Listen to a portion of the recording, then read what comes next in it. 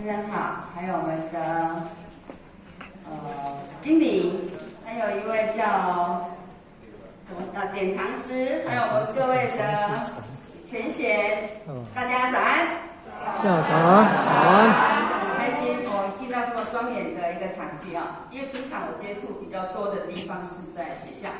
那退休9年，我也一直都在推动阅读这件事情，所以也会到处跑，像警察局啊、巡防署啊。最近上个月有去我们关田的新兵训练中心，大概都在推动这个区块。今天很开心有这个机会来这边跟大家结缘。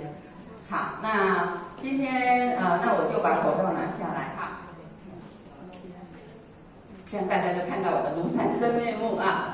今天很开心我们有2个小时的时间，我来跟大家谈一谈家庭阅读怎么起步走，怎么进行亲子共读。那原本我自己脑中有一个图案，我今天来聆听的，我们一起来共学的，应该是这个孩子都在国中小的孩子。不过呢，发现今天大家不管年纪如何，大家都喜欢在这样的环境里面共同来成长，因为大家的背景都是我们在带读经班，对不对？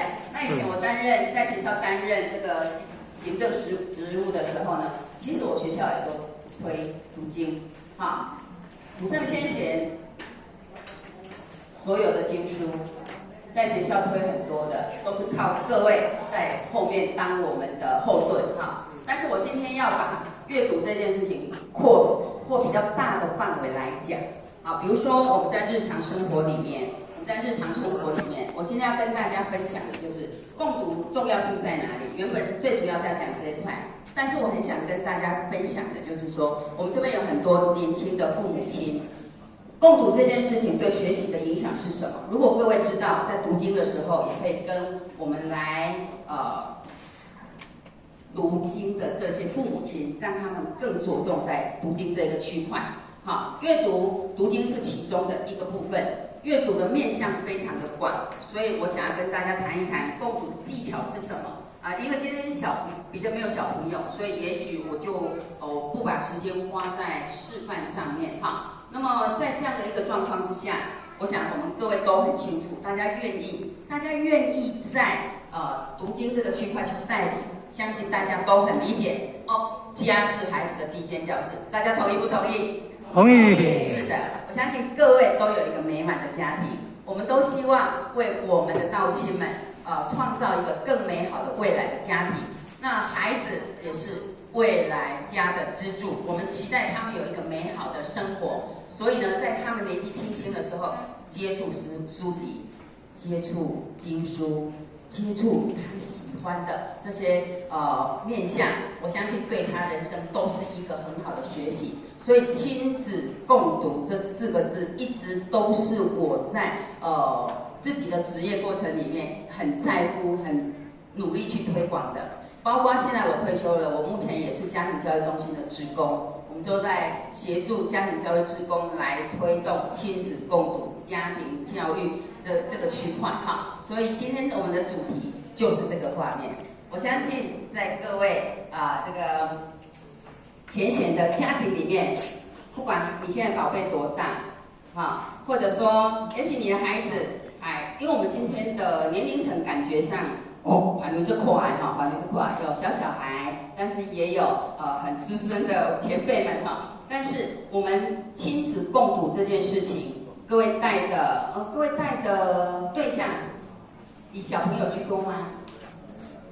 国小以下，太好了国小以下 ，OK。所以呢亚雄，你想想看在小朋友年纪小、不懂事、正在长大，我相信各位有相同的一个信念，透过大人的陪伴，也许是爸爸妈妈，也许是师长，也许是这样有缘的我们外围更强大的一个力量，来协助小朋友打开一本书，了解世界的各种面向，对他的成长是很重大的。我先跟各位分享一个画面，这是我去美国纽约在机场的时候，候机的过程，我们在台湾机场，台湾桃园机场，候机的时候，我看到比较多的面向。这个时间时间还没搞，还没有要登机，我大部分的人都在干什么？都在滑手机。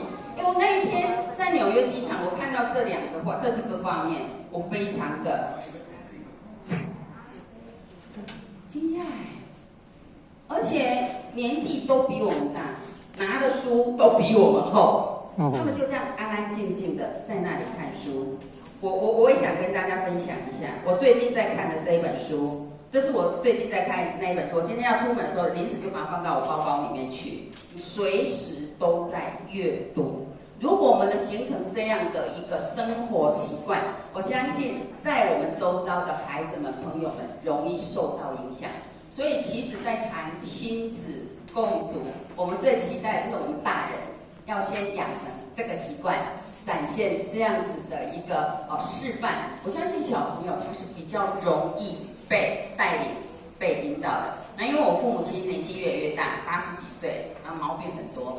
刚好有一天我去我朋友家，他说，我们上个月的读书会刚好读完这一本书《换我照顾你》，吴若权大家应该有听过，对不对？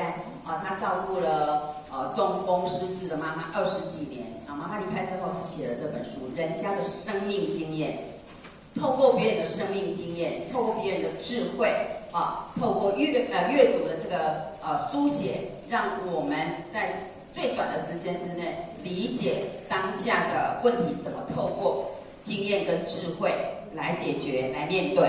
所以在美国这样子的一个画面，让我深深觉得，如果在我们的台湾能够常常在不同的面向上面，多修港的所在都看得到，那边也拿起一本书，那边也拿起一本书，不像我们的台湾，我最常看到，就像刚才各位讲的，就安那样。有一天我要去屏东，我搭火车，一上去就看到这个风景，我就偷偷的把我手机转成静音，然后拍的这样子，2467旁边那个全部都在滑手机，全部都在滑手机。然后我拍完了之后环顾四周，只有我没拿手机，因为我拍完我就把它放下了。我等一下要上课，所以我闭目养神这样。就想说这样的画面，我不知道在大家的生活里面有没有常常看到这种画面？有哈。但是呢，这样的风景，我觉得倒也不追究了啦，无可厚非了，都刚下课了，要下班啦，回家路上没事嘛，滑滑手机，看一下今天我在忙的时候，我的同学、我的朋友有没有跟我联络什么重要事情公司私事解决一下。回家如果能够专心的在家庭的经营，那倒也就是好的。但是我比较担心的是这样。这个时候有一天，我就到我一个朋友家去，一进门就看到这个画面，就是安内啊。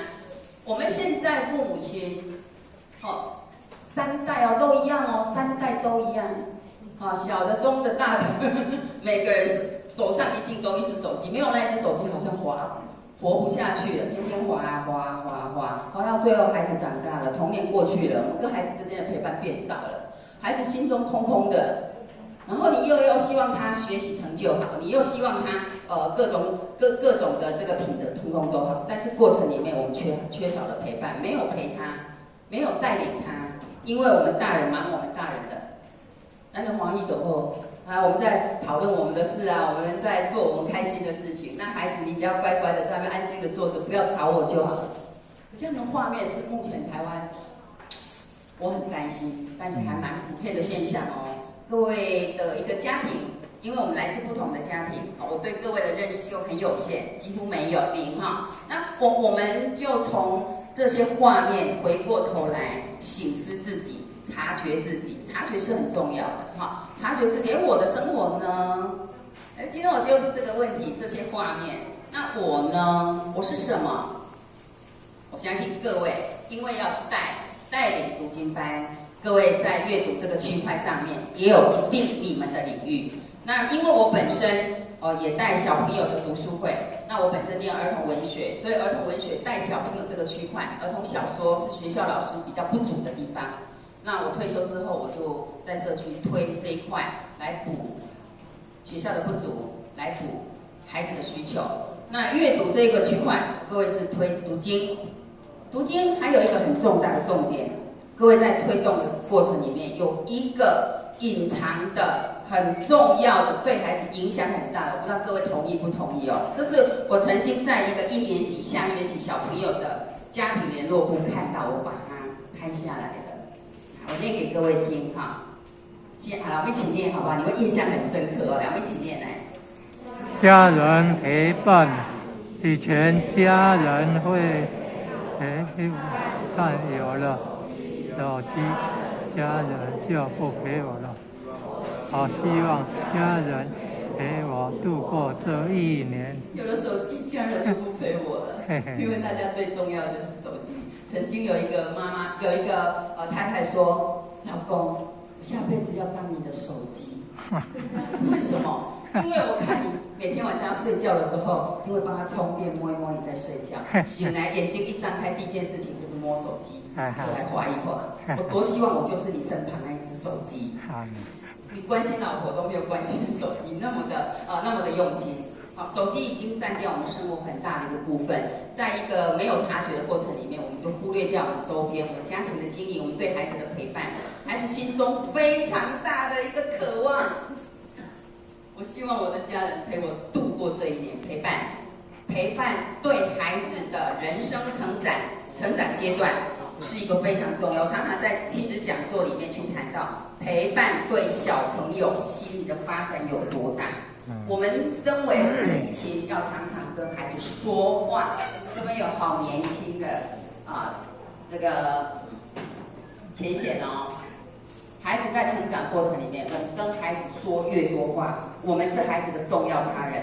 你的声音源，我们身为爸爸跟妈妈这个角色，跟孩子讲话，我们的声音源会是孩子心里面安全感、稳定度很大的一个影响。你有常常恭维了所以因为我们常常孩子在哭的时候，妈妈来啊，妈妈来啊，对不对？从儿童心理学的角度来讲，听到这个声音，然后再跟这个脸的样子连接，他知道这个叫妈妈，可是他还喊不出来。慢慢的，他在你的怀里，他在他的生活经验里面，他知道这个画面加上妈妈那个声音，这个就是我的妈妈。所以等到他的发音结构完整了，他是叫出妈妈的那一刹那，因为欧美画的这个人叫妈妈，因为欧美这个人叫妈妈，他知道这个画面，然后这个声音，我要叫他妈妈，我要叫他爸爸。所以我们的声音源对孩子成长的过程里面，他从儿童心理的角度来讲，他的安全感、稳定度是够的。这安全感、稳定度够之后呢，儿童心理学家发现这些安全感、这些稳定度会影响到他未来在群体生活里面学习的专注力。好，所以现在我不知道在你们家的宝贝或者你带的孩子里面，有没有一些孩子他的专注力是很不足的，2、3分钟爱的相信一样。他就坐不住了，他就想要去玩他的，他就想要去做别的事了。这个从儿童心理学的角度去推敲，就是这些孩子在幼儿开始成长过程里面，父母亲的声音源陪伴是不足的。所以聪明的父母亲在孩子成长的生活情境里面，要常常跟他说话。但是我们在跟孩子说话的过程，就是一些生活语言。很简单的3句，吃饭，有吃饱无？来困，困中大，你去佚佗，你去耍，都是这些生活用语简单句。但是对于孩子的学习这个区块，我们要让孩子学到完整的句子。除了经典里面的书以外，儿童阅读的童书里面会非常的丰富。所以打开一本书，里面有完整的句子。那古圣先贤的书更不得了，对不对？那都是非常精炼的。所以我也非常同意孩子读经书。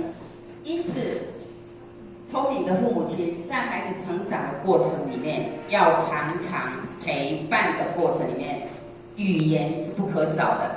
所以在这语言过程里面，除了生活以外，你说要陪他聊天，讲话给他听。除了生活，最简单就从故事来，所以孩子喜欢听故事。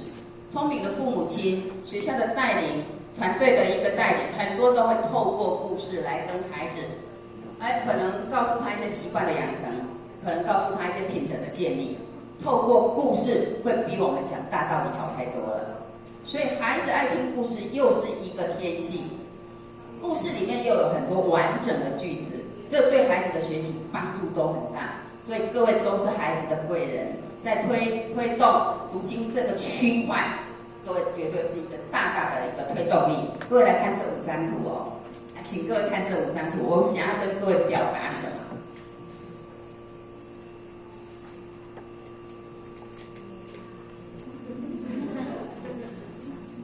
我想要跟各位表达什么？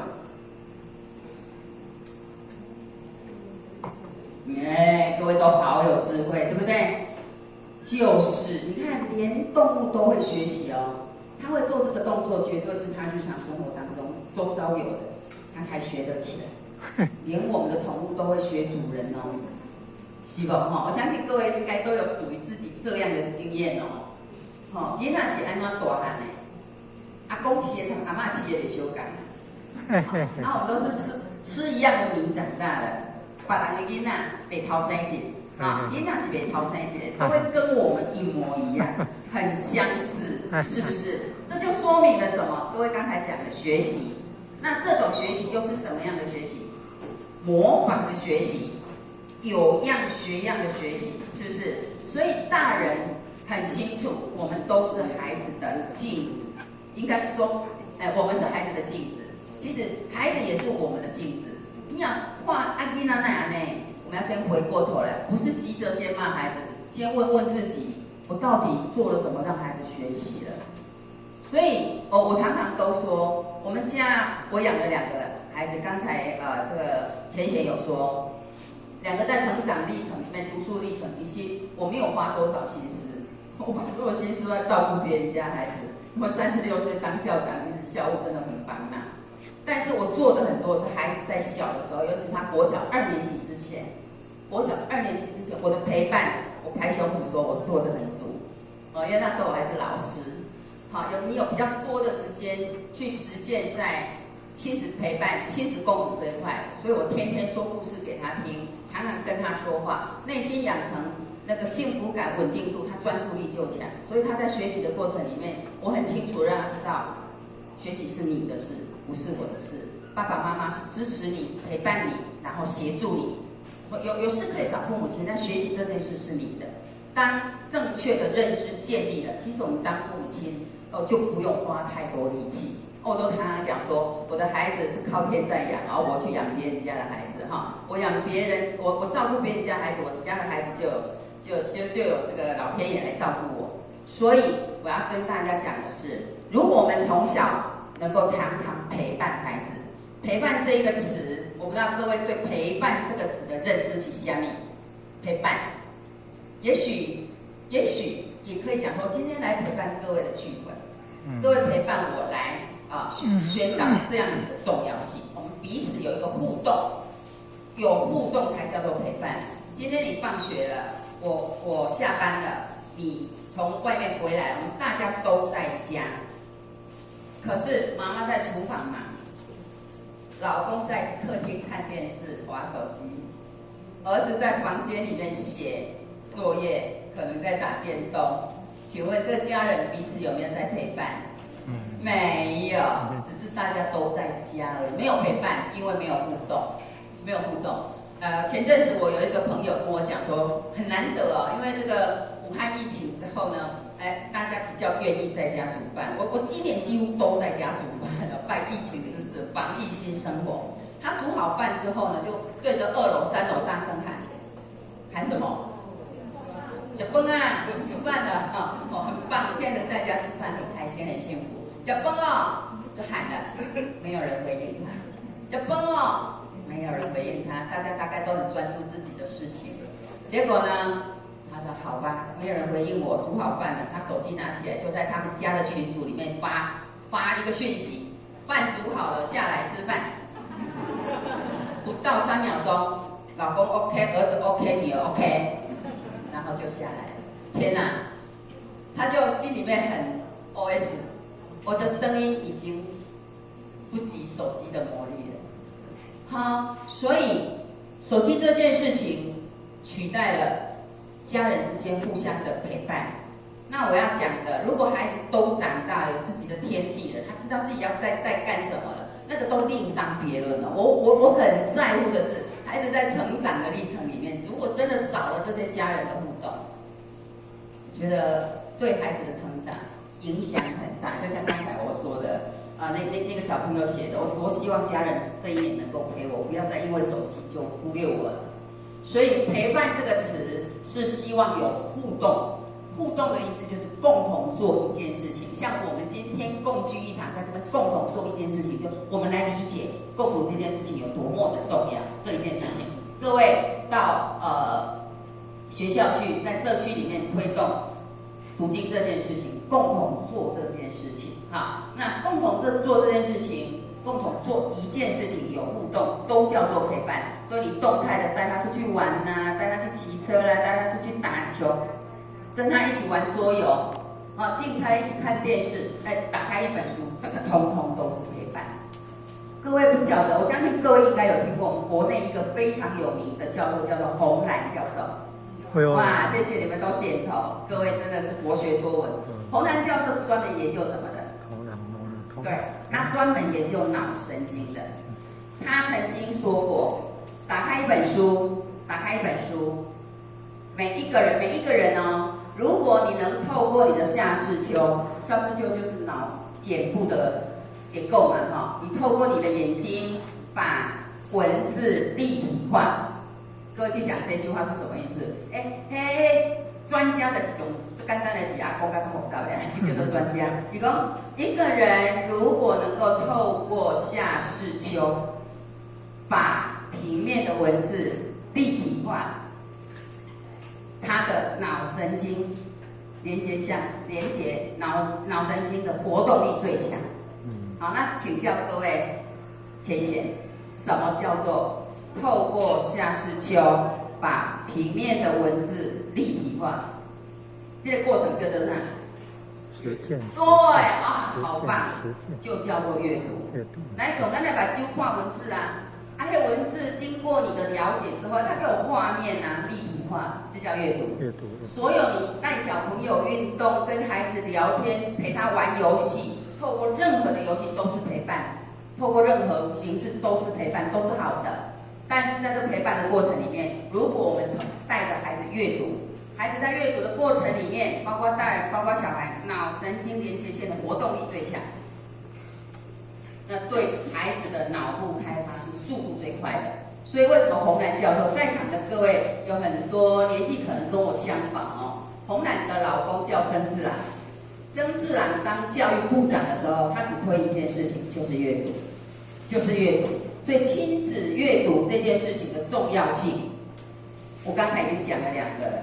第一个，从孩子的心理角度来讲，你的声音源，其实我必须说，全班的孩子。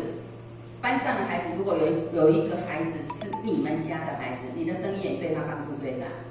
但是其他的孩子，你的声音源，你一次、两次、三次陪伴他，你的声音源也会变成另外一种。如果爸爸妈妈是 A， 我们变成 B， 就是在补足爸爸妈妈声音源不足的部分。所以我刚才说的哦，我们有一股很强大的隐形力量。如果家庭这个区块做的不能够满足孩子，各位浅显，我们的声音，我们带着孩子在读经那个过程的声音，对孩子潜在的影响就非常的大。他会在其中从过程里面得到大大的满足感、幸福感，会对他的专注力是有影响的。所以在这个过程，对小孩子来讲，幼儿也好，儿童也好，其实对更小的孩子来讲，抱在手上的孩子来讲，不认识字的孩子来讲，都可以开始亲子共读了。好，所以在这边有好多年轻的爸爸妈妈，也许有人有机会当阿公阿嬷了，你家有小孙子，我们在陪伴家里的小朋友来讲，阅读这件事情，它没有多大深奥的理论。对儿童而言，你就把它当成跟孩子玩，你跟他玩，好，所以它是一个游戏，好，它是一个本能。那在这个过程里面，虽然是游戏，虽然是本能，但是必须要靠我们大人来帮他，因为他不识字。但是一打开来，里面有很多的画面，很多的画面，我们幼儿提供给他大概是以绘本为主，图画为主。那个图画对孩子来讲就是一个外在刺激，他已经透过眼睛，再让这一幅图画立体，他要去理解它，那个过程就是阅读，他的脑神经会活络的很活跃。那所以不管是我们身为老师，各位都是孩子读经的老师，我们身为老师或者在家里身为父母亲，对于孩子阅读这个区块，必须要去以身作则，随时随地都有一个阅读的风景，打开一本书来啊，沉浸在里面，从里面得到乐趣。我念儿童文学研究所的时候，所长告诉我们，阅读这件事情，尤其是儿童在阅读，儿童啊，读经也好，看很多绘本也好，读小说也好，读漫画也好，都好哦。你只要是打开一本书，这个动作就叫做阅读嘛。阅读不是只有读文字，读天、读地、读人、读世界、读图、读音乐，都是读哦。你只要从中领略，那个过程都叫做阅读。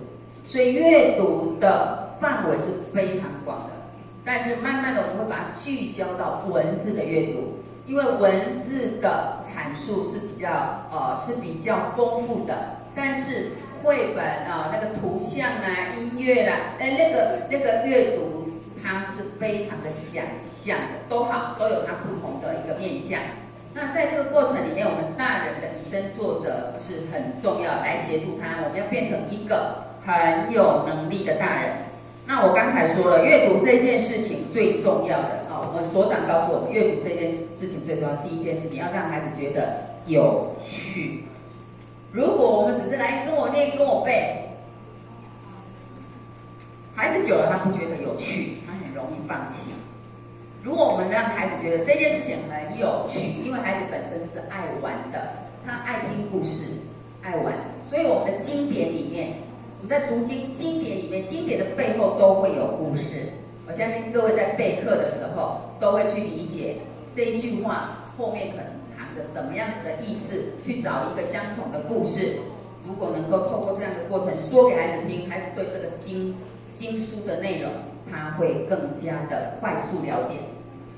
要让孩子觉得有趣，觉得有趣这件事情非常重要。他们需求不多，但书这件事情其实基本上我们要去设定，其实孩子都喜欢书。那你就要从小让他觉得书就如同他其中的一种玩具，桌游，大富翁，都是游戏嘛，对不对？书本打开来，哇，里面有动物哎，有狮子，有什么？你让他觉得那个就是他的其中一个玩具，他就会很接近他。那我今天要跟各位讲的不是经书的东西，我刚才讲过阅读的面向很广，我相信各位今天不需要去局限在平常大家比较常带的经书，各位可以举一反三。好，那我比较常带领的是绘本，各位有没有听过绘本？有。哎呦，真好啊！你有没有听过绘本？绘本是幼儿成长的过程里面非常需要的精神食粮。他们虽然不识字，但是透过我们大人，甚至于引导多了，不用你带领，他透过里面的图像，他都会自己想象，然后自己创编故事。这只狮子可能在干什么啦？这只老鼠怎么了？他们两个怎么了？他自己会有自己的故事。好，因为他看着图，他就充满了想象力。那我们在旁边可以陪他聊，要让小朋友喜欢，他们喜欢有趣味的故事书啊，所以绘本是最重要的。因此，绘本是什么？我相信各位应该都有基本的理解。图多，文字少，那文字是一种辅助，然后慢慢的，现在绘本已经有很多都是成人绘本，字比较多一点，但是它会辅佐以图像来协助你想象，甚至告诉你作者想要的一个精神，他画给你看啊，然后辅佐你个人的一个认知。所以在这种过程里面，我一直都在分享，我们大人身为家长要透过阅读这件事情，引导孩子说出心里面的话。我相信各位很清楚，现在是一个沟通的时代。有时候我们埋头苦干哦，有时候也要抬头看看哦，来看看我周边有什么，已经发展到什么状况了。我们家老大儿子现在在美国的脸书总部工作，他们每天都在研发，那个是科技的最前端嘛，对不对哈？以前他有带那个 VR 回来给 AR VR，他跟我讲说这是最新